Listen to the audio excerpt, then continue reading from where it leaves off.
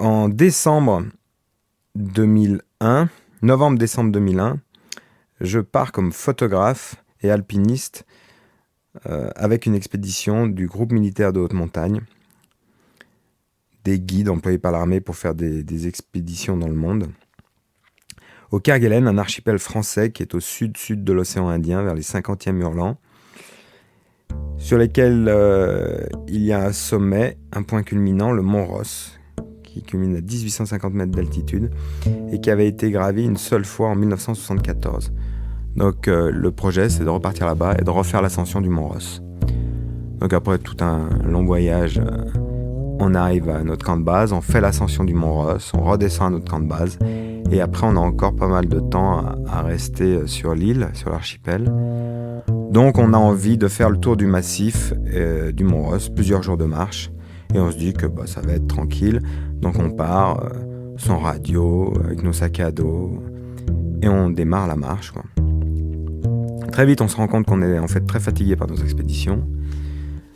Un copain qui souffre de vieilles blessures, à des tendinites de partout. Moi j'ai une laryngite à couper la gorge au couteau.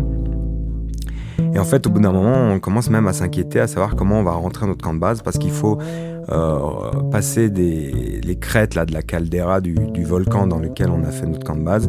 Et il y a des vents très très violents, qu'on appelle même des vents catabatiques des fois, parce que c'est des vents issus de la calotte glaciaire des Kerguelen. Et donc, on ne sait pas si on va pouvoir passer ces crêtes sans se faire déséquilibrer, pousser par les vents, et du coup ça nous rallongerait encore une marche dont on est déjà épuisé. Donc on est comme ça un peu en errance sur l'archipel. Et donc au bout du 3e jour de marche, on passe à côté d'un endroit qui s'appelle le Doigt de Sainte-Anne. Donc c'est une formation géologique, une espèce de pic comme ça qui pointe son doigt vers le ciel. Autour de ce Doigt de Sainte-Anne, il y a ce qu'on appelle une manchotière, c'est-à-dire une colonie de manchots, les animaux qui peuplent l'archipel et les océans autour. Et là, on a nos sacs à dos, on est épuisé, moi donc la laryngite, les copains, on ne sait pas trop comment on va passer les crêtes, si on va y arriver ou s'il va falloir qu'on rajoute des jours de marche pour faire un grand détour pour rentrer au camp de base. On n'en peut plus. Et donc là, on tombe sur cette manchotière, une colonie de manchots, et ils sont, d'après estimation des comptages qu'ils font par satellite, par image aérienne et satellite, on nous a dit après que cette manchotière comptait 70 000 manchots, quoi. Et donc, on avance comme ça, à gare, et à planter sur nos bâtons télescopiques, on se retrouve à un moment donné devant toute cette population de petits manchots. Alors donc du coup, on leur prête vite des contours humains parce qu'ils sont debout comme ça, ils marchent un peu, enfin voilà, anthropomorphisme aidant, on se dit qu'on est en face d'une espèce de petite troupe d'humanité, quoi. Surtout que nous on est complètement largués.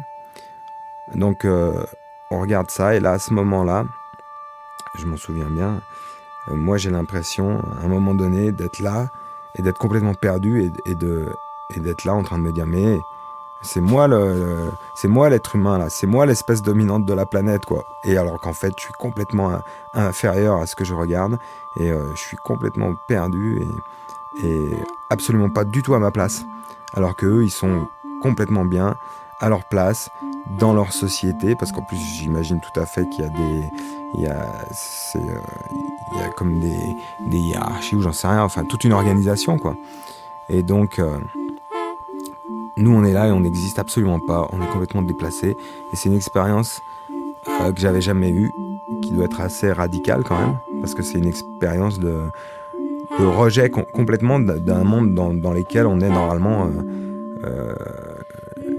les êtres suprêmes, quoi. On a tout dominé, tout est croisé, et puis là on se retrouve à un endroit sur cette même planète, complètement déplacé, rejeté, et on n'a rien à faire ici, on n'est absolument pas du tout adapté.